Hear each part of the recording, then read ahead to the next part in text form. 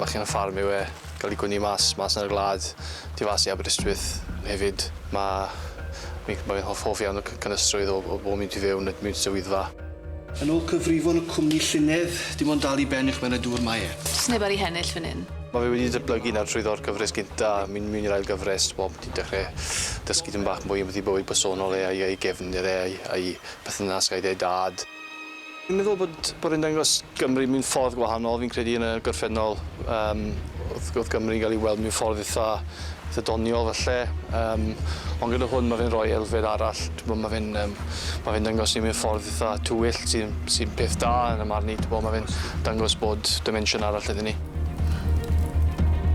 A hefyd, y gwlad rownd i Aberystwyth, mae mynyddoedd a'r môr yn dod at ei gilydd.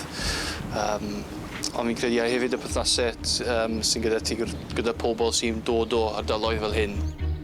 Maen nhw mor unigryw achos maen nhw mor bell wrth ei gilydd a mor bell o'r gyfraith yn ymal. Achos ni, mae hwnna'n creu drama.